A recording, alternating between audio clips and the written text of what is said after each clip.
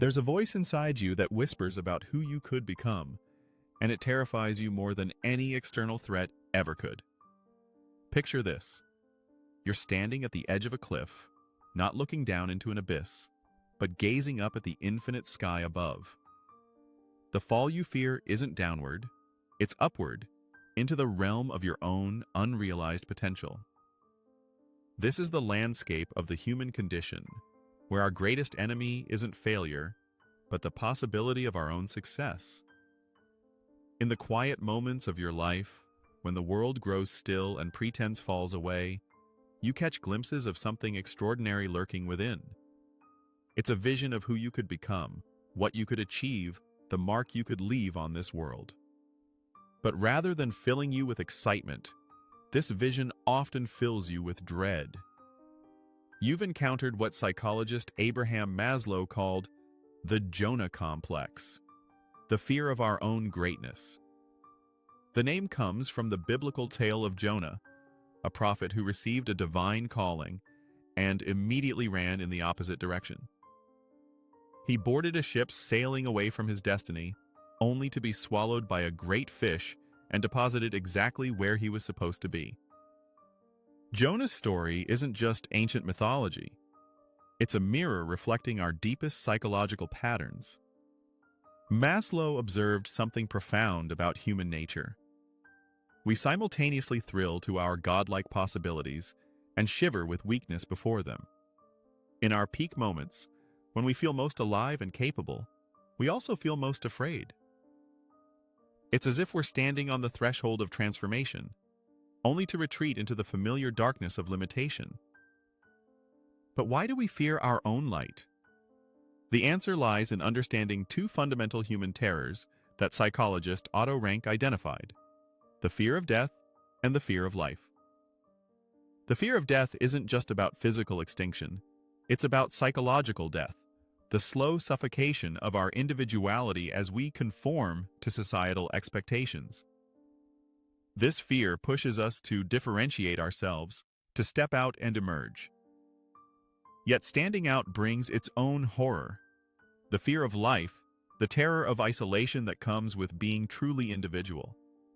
The more we actualize our unique potential, the more we risk losing the comforting protection of the crowd. We become strangers to those who chose safety over authenticity, and their discomfort with our transformation often manifests as attempts to pull us back down, the crab mentality in action. Most of us resolve this tension by choosing the familiar pain of conformity over the unknown adventure of greatness. We learn to quell our passions, to dim our inner fire until it becomes nothing more than a flickering match, easily extinguished by the first wind of social pressure.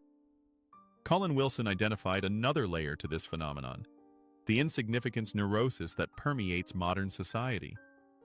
We've been conditioned to see ourselves as more worm than God, more victim than victor. When faced with the eternal question of human potential, modern culture whispers that we are small, defeated, futile. This unheroic hypothesis becomes a self-fulfilling prophecy. Maslow witnessed this firsthand in his classrooms. When he asked students who among them would write the great novel, compose the symphony, or lead the revolution, they would giggle nervously, blush, and squirm. His follow-up question cut through their discomfort like a blade. "If not you, then who?" The silence that followed was deafening. He warned them with prophetic clarity. If you deliberately plan to be less than you are capable of being, you will be deeply unhappy for the rest of your life. You will be evading your own capacities, your own possibilities. This is the tragedy of the Jonah Complex. Not that we fail to reach our potential, but that we refuse to even try. The roots of this self-sabotage often trace back to our earliest experiences. Childhood punishments for daring to dream too big, cautionary tales of those who flew too close to the sun, the internalized voices of teachers and parents who deemed us unworthy of celebration.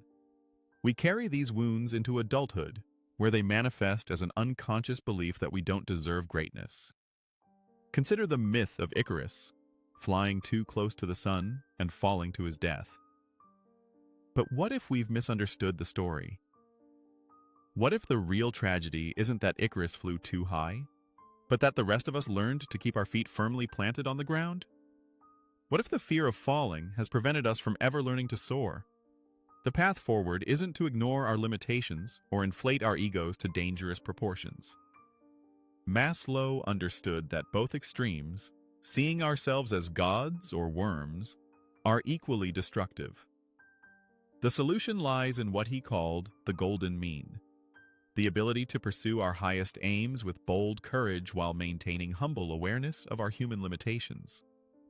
This requires what Maslow termed creative impudence, the audacity to try, to invent, to create, tempered with the wisdom to laugh at ourselves. If you can be amused by the worm trying to be God, then you may be able to continue striving without fearing delusions of grandeur. The transformation begins with a simple recognition. That voice inside you that whispers about your potential isn't your enemy. It's your truest self, calling you home to who you were meant to be. The question isn't whether you're worthy of greatness. The question is whether you're brave enough to stop running from it. Your potential isn't a burden to bear or a threat to avoid. It's an inheritance waiting to be claimed, a gift waiting to be unwrapped. The only tragedy greater than never reaching your potential is never trying. The only failure more devastating than falling short is never taking flight. The choice stands before you now, as it has every moment of your life. Will you be Jonah, running from your calling? Or will you turn toward your destiny with both courage and humility, ready to become who you were always meant to be? The ship is waiting. The storm is coming. And somewhere in the depths, your true self is calling you home. What vision of your greatest self have you been running from?